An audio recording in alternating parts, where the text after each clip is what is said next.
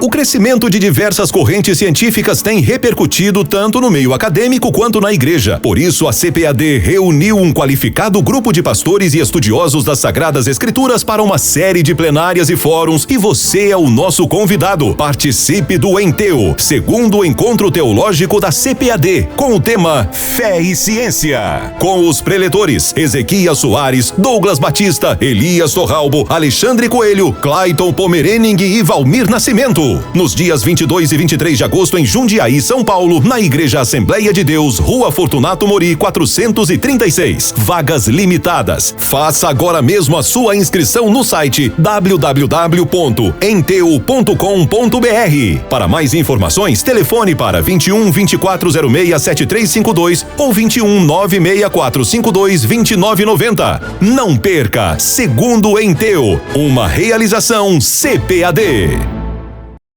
Atenção, região norte, 39ª Conferência de Escola Dominical, com o tema Até que cheguemos à medida da estatura completa de Cristo.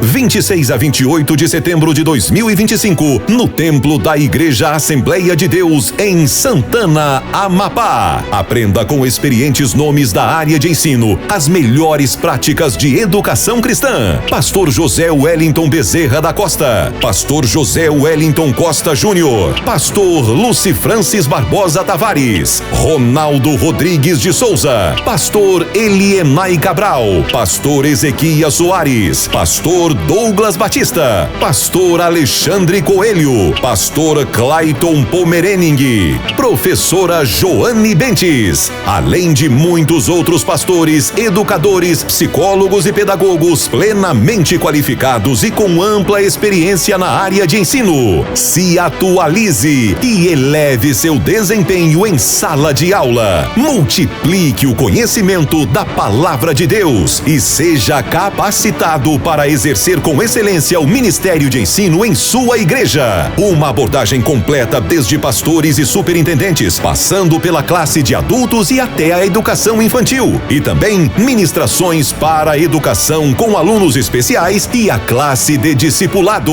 A Escola Dominical sendo tratada por inteiro. Serão 7 plenárias, 24 seminários, 8 fóruns. Inscreva-se pelo site coed.com.br/Amapá. Informações pelo telefone 21 2406 7352 ou pelo nosso WhatsApp 21 96452 2990. Monte sua caravana. Venha participar da 39ª Conferência de Escola Dominical, 26 a 28 de setembro de 2025, no Templo da Igreja Assembleia de Deus, em Santana. Uma realização CGADB e CPAD, a editora da Escola Dominical.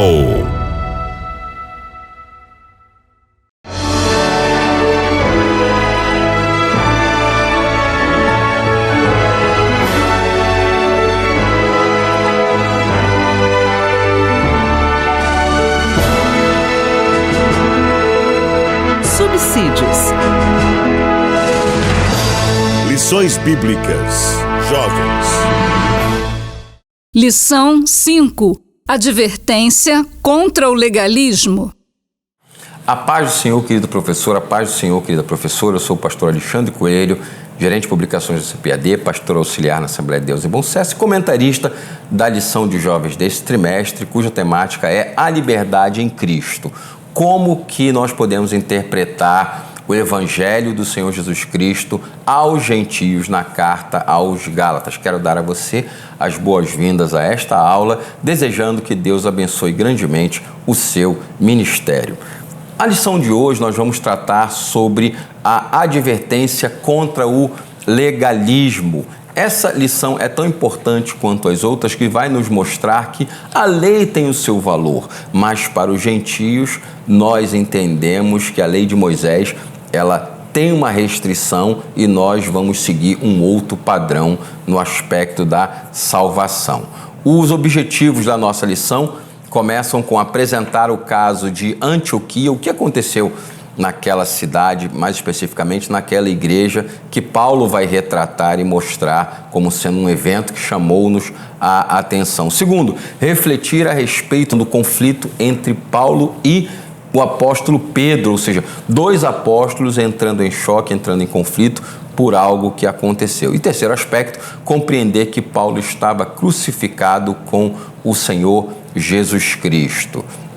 O texto principal da nossa lição fala: porquanto ouvimos que alguns que saíram dentre nós vos perturbam com palavras e transtornam a vossa alma, não lhes tendo nós dado mandamento. O resumo da nossa lição fala que defender o verdadeiro evangelho implica pensar e praticar a doutrina bíblica. E o texto base da nossa lição se encontra em Gálatas capítulo 2, versos 11 a 16. Eu gostaria de fazer a leitura para que juntos pudéssemos estar acompanhando aí aquilo que vai ser ensinado. E chegando Pedro a Antioquia, lhe resisti na cara porque era repreensível, porque antes que alguns tivessem chegado da parte de Tiago, comia com os gentios. Mas depois que chegaram, foi se retirando e se apartou deles, temendo os que eram da circuncisão. E os outros judeus também dissimularam com ele, de maneira que até Barnabé se deixou levar pela sua dissimulação. Mas, quando vi que não andavam bem e direitamente conforme o evangelho, disse a Pedro na presença de todos: sendo tu judeu, vives como os gentios e não como judeu, por que obrigas os gentios a viverem como judeus? Nós somos judeus por natureza e não pecadores dentre os gentios, sabendo que o homem não é justificado pelas obras da lei, mas pela fé em Jesus Cristo. Temos crido também em Jesus Cristo para sermos justificados pela fé de Cristo, não pelas obras da lei, porquanto pelas obras da lei nenhuma carne será justificada. Esta lição deve nos fazer pensar, afinal de contas, quando vemos que existe a possibilidade de um comportamento de um líder transparecer a ideia de uma determinada prática ou de uma determinada doutrina contrária ao que a Escritura está nos orientando a seguir, naturalmente nós precisamos rejeitar para que não sejamos enganados por uma postura ou por um tipo de discurso ou ensino que possa transtornar o verdadeiro evangelho do Senhor Jesus Cristo. Nesta lição trataremos da vivência de uma fé correta. Tal verdade é vista no conflito que aconteceu entre Paulo e Pedro, quando os irmãos de Jerusalém vieram a Antioquia, e Pedro sentiu-se constrangido a se afastar dos gentios para agradar aos judeus. Esse é um ponto muito interessante, porque vai mostrar que houve um choque entre dois homens de Deus, dois homens que amavam o Senhor, dois homens que tinham uma vida espiritual, dois homens que eram reconhecidos na igreja, mas que em um determinado momento tiveram um entrave e um deles precisou se posicionar em prol da verdade do Evangelho. Vamos então para a nossa lição. Nem sempre o Evangelho foi livre de discussões entre seus líderes. Houve momentos em que homens de Deus se desentenderam. Nós vemos, por exemplo, quando o apóstolo Paulo vai fazer a sua segunda viagem missionária, Barnabé tenta levar a João Marcos e ali o apóstolo Paulo não concorda com aquele posicionamento de Barnabé e eles têm uma discussão tal que eles decidem se separar. Barnabé vai para um lado levando João Marcos e Saulo ou Paulo vai com outra equipe, uma outra direção, uma outra região. Isso nos mostra que é possível que haja discussão entre cristãos por pontos de vista tidos como diferentes, ok? Entretanto, nós não podemos esquecer que a comunhão entre os irmãos deve prevalecer. Nós vamos ver na segunda carta do apóstolo Paulo, quando ele fala: traz comigo a Marcos, porque me é muito útil ao ministério. O apóstolo Paulo, anos depois, reconheceu a importância de João Marcos, não apenas como evangelista, mas também como escritor, e pediu não somente que João Marcos chegasse até o apóstolo Paulo, por quê? Porque ele era muito útil para o ministério. Então, para que uma pessoa possa ser útil, naturalmente, o tempo vai passar, essa pessoa precisa de uma adaptação, de um treinamento, ela precisa de experiência, de vivência com Deus e também na coletividade. Afinal de contas, ninguém pode ser útil no ministério se não estiver servindo ao Senhor dentro de uma igreja, dentro de um grupo. E aí demos aí essa importância que realmente vale a pena ser falada.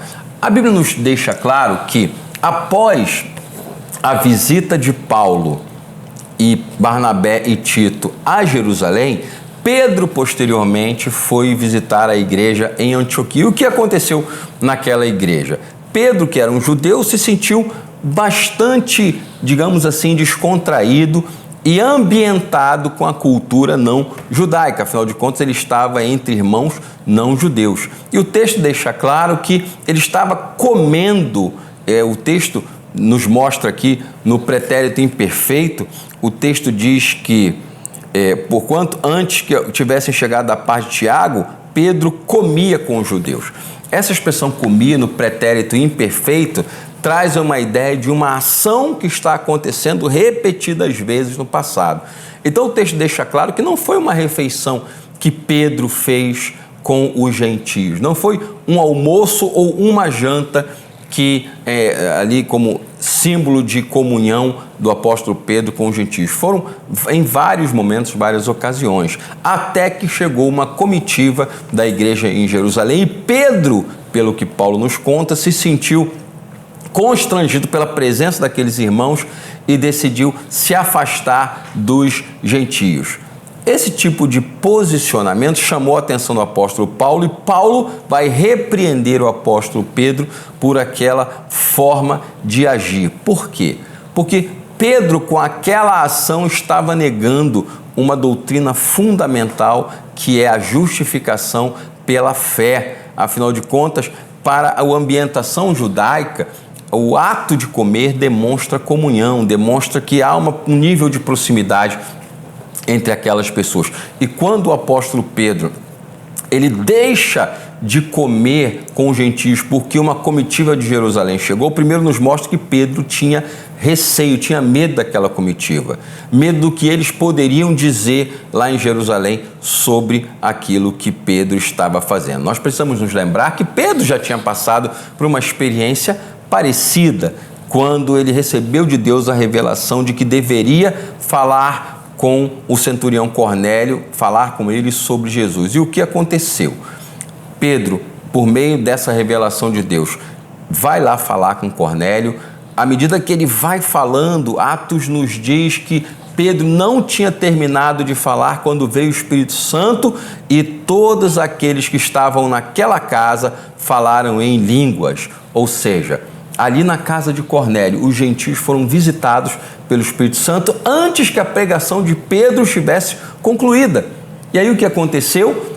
O apóstolo Pedro e toda a sua comitiva ficaram espantados. Puxa, como que aconteceu isso? É o Espírito Santo que veio sobre eles. A mesma experiência que aconteceu com a gente no cenáculo, agora aconteceu com esses gentios. E ali o apóstolo Pedro, ele entendeu que aqueles homens e mulheres que estavam na casa de Cornélio tinham se convertido a Jesus, haviam sido batizados com o Espírito Santo, como revestimento de poder para testemunhar, e a seguir foram então batizados. Mas observe que essas ações de Pedro não passaram despercebidas.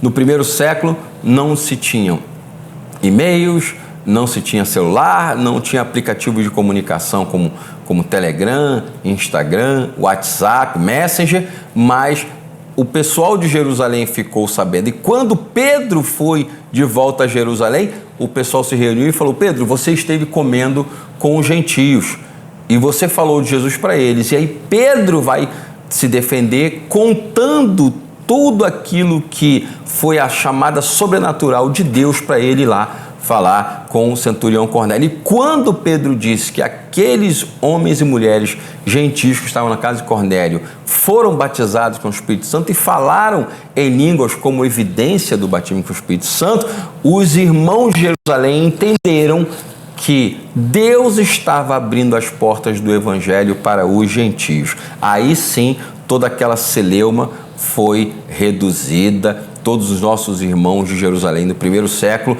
então entenderam que Pedro havia agido por meio de uma orientação de Deus e Deus tinha confirmado com o batismo com o Espírito Santo e a evidência do falar em línguas, porque eles falaram em línguas. Esse foi o sinal para que aquela comitiva de Jerusalém entendesse que o Evangelho estaria ali sendo mais aberto. E como disse, Pedro já tinha esse tipo de experiência, ele passa por uma segunda experiência, quando ele vai em Antioquia, uma igreja mista, homens e mulheres gentios e gregos estavam congregando juntos, eles conheciam o Senhor Jesus Cristo.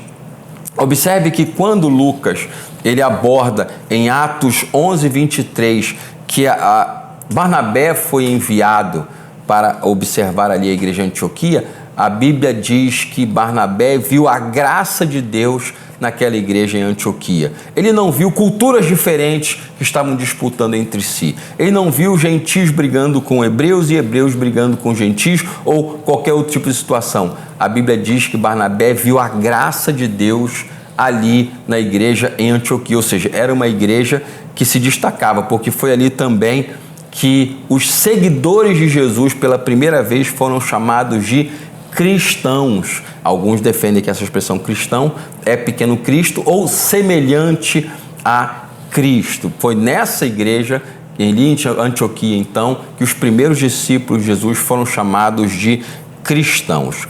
Pedro foi o primeiro apóstolo a falar do evangelho. É um gentio, como eu comentei com os irmãos, um gentio chamado Cornélio, e ele o fez por orientação do Espírito Santo de Deus. Isso precisa ser sempre lembrado, porque havia um certo distanciamento entre hebreus e gentios, e somente pela orientação de Deus é que Pedro obedeceu, ainda que em alguns momentos receoso daquilo que estava acontecendo, mas Pedro obedeceu e ele pôde ver a diferença que o evangelho faz até mesmo entre os gentios. Como a nossa lição está dizendo, Pedro comia com os gentios, até que chegaram alguns judeus da parte de Tiago. Eles criam em Jesus, mas mantinham a prática da lei, ou seja, aqueles homens que vieram de Jerusalém, eles acreditavam no Senhor, eles criam em Jesus, eles não tinham restrição com a questão da salvação, mas eles mantinham a prática da lei. E quando esses homens chegaram, o apóstolo Pedro ficou constrangido. E o que fez o apóstolo Pedro com esse constrangimento? O texto diz o quê? Que ele foi se afastando dos gentios, ou seja, uma dupla postura. Quando nós temos aqui irmãos de Jerusalém, no nosso ambiente a gente age de um jeito. Quando os irmãos não estão aqui, nós vamos agir de outro. Ou seja, a grande pergunta é: quem é você quando ninguém está olhando? Ou seja, quais são as suas atitudes quando ninguém está te vigiando? Você mantém o seu testemunho cristão? Você mantém a doutrina em que você foi ensinado? Isso deve ser levado também em consideração. Aqueles homens que vieram de Jerusalém, eles conseguiram impor medo no apóstolo Pedro por força da pressão de um grupo. E aí entra a questão: pergunte ao jovem da sua classe, da sua igreja, se em algum momento ele se sentiu constrangido a mudar um pensamento, mudar uma prática, mudar uma postura por força da pressão de um grupo. E isso deve ser levado muito a sério, porque Pedro, ele se sentiu pressionado. Observe que o texto não diz que o grupo o pressionou.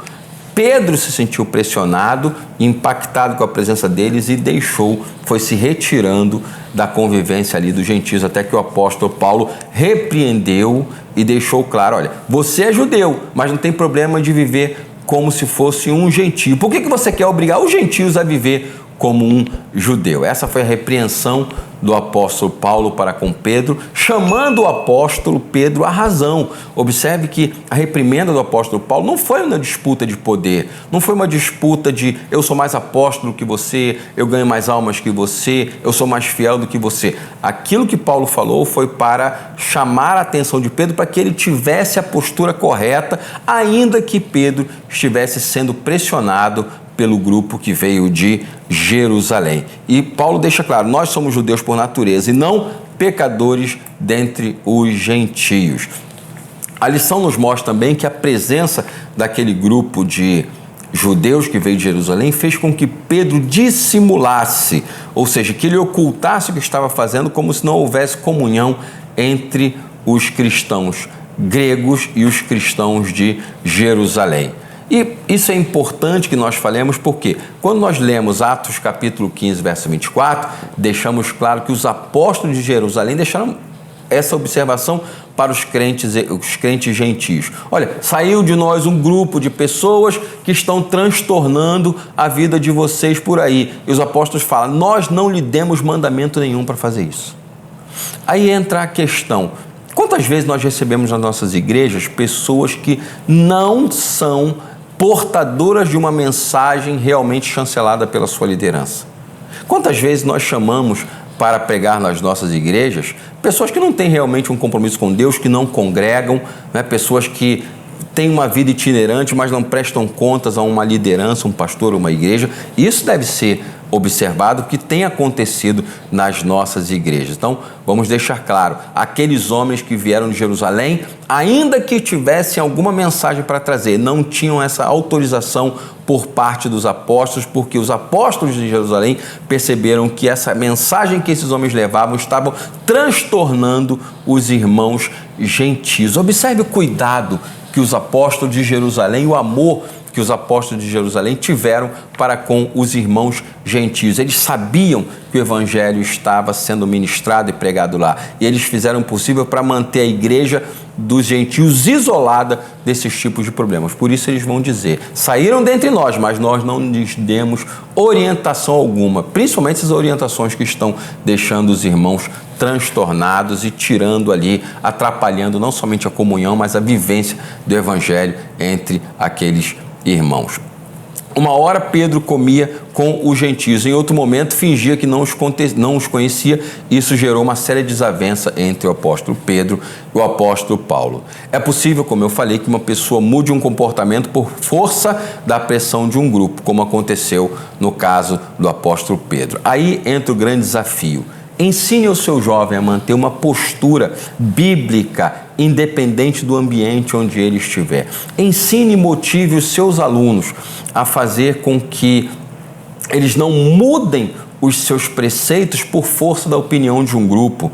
Quantos de nós, por exemplo, temos alunos na escola dominical que aos poucos vão mudando o seu posicionamento porque estão fazendo um curso universitário, ou porque foram para a universidade, ou qualquer outro tipo de ambiente, onde a presença de Cristo na vida de uma pessoa é rejeitada, onde a presença de Cristo e a palavra de Deus são rechaçados, são alvos de deboche. Muitas vezes, alguns dos nossos jovens, para não se sentirem constrangidos com todos esses acontecimentos, acabam cedendo à pressão do grupo, tentando mudar. E aí é necessário que nós falemos com os nossos jovens, permaneçam firmes na sua postura, na sua vocação, independente do que estiver acontecendo no seu entorno. Não mude o evangelho do Senhor Jesus Cristo.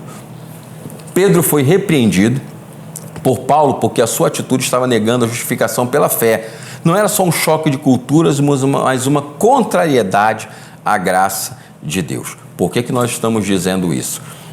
Pedro, ele agiu sem pensar.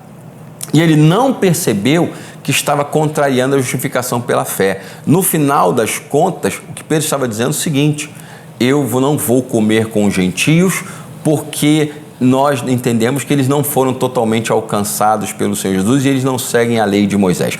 Pedro não falou isso, mas a sua ação deu a entender que era isso que ele pensava. Então, o apóstolo Paulo vai repreender o apóstolo Pedro e deixar claro que aquilo não poderia acontecer. Pedro teve mais medo dos homens de Jerusalém do que teve de temor a Deus.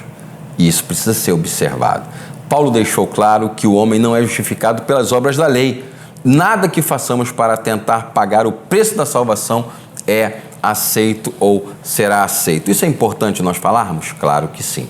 Porque quando nós negamos a justificação pela fé, nós precisamos fazer o possível para tentar nos justificar diante de Deus pelas obras. E esse é o grande problema. Pelas obras ninguém poderá ser justificado. Quem tenta implantar ou restabelecer um conjunto de regras para ser salvo, tendo já sido justificado por Cristo, acaba negando a graça de Deus. Ou seja, quando nós falamos sobre graça de Deus, nós estamos deixando claro que nós cremos na salvação pela fé e que os preceitos que nós fazemos, seguimos, ele pode trazer sim uma perspectiva de pertencimento a um determinado grupo, ele pode trazer a perspectiva daquilo que a nossa igreja pensa na questão dos usos e costumes, isso é lícito, mas não pode haver a negação da graça de Deus por força da prática de situações que já foram consideradas por Cristo como não sendo válidas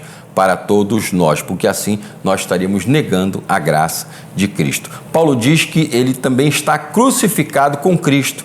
A fé que ele vivia e ensinava o fazia crendo no Filho de Deus. Observe que o apóstolo Paulo deixa claro: a fé que agora vivo, eu a vivo no Filho de Deus, que a si mesmo se entregou por mim. Então, o apóstolo Paulo deixa claro: eu estou crucificado com Cristo. Ou seja, Paulo se identificou com o Senhor Jesus na sua morte e ele vai deixar claro que aquele estilo de vida que ele tinha anteriormente não era mais um tipo de vida que deveria ser seguido. Ou seja, ele havia crucificado a sua velha vida com Cristo. E a partir desse novo modelo de vida, ele iria servir ao Senhor. Paulo perguntou se Cristo morreu por nada, mas que pergunta dura, que pergunta complicada. Afinal de contas, a gente sabe que Cristo morreu para nos salvar. E o preço da nossa salvação foi sangue. Entretanto, o apóstolo Paulo deixa claro que quando nós tentamos restabelecer um sistema de normas que já foi deixado de lado porque não é para os gentios, nós estamos deixando claro que Cristo morreu por nada. Afinal de contas, se eu posso justificar a mim mesmo através das obras, eu não preciso do sacrifício de Jesus como sendo válido para a minha vida. E Paulo pergunta: é assim que a coisa funciona? Cristo morreu por nada? Ou a morte de Jesus foi completa e nos salva, ou ela foi ineficiente e nós precisamos praticar as obras da lei para alcançar o coração de Deus, o perdão de Deus e ser justificados não pela graça de Deus, mas pelas obras. E é isso que a palavra de Deus vai contrariar. Nós, pela fé, aceitamos a Jesus, fomos alcançados pela graça de Deus e as obras que nós fazemos são obras que tendem a glorificar a Deus e não obras para serem feitas para que sejamos salvos. Amém? Que Deus abençoe grandemente a sua aula, lhe dê aí todas as bênçãos de Deus e converse com seus alunos no aspecto de não ceder à pressão do grupo e defender o verdadeiro evangelho a todo custo.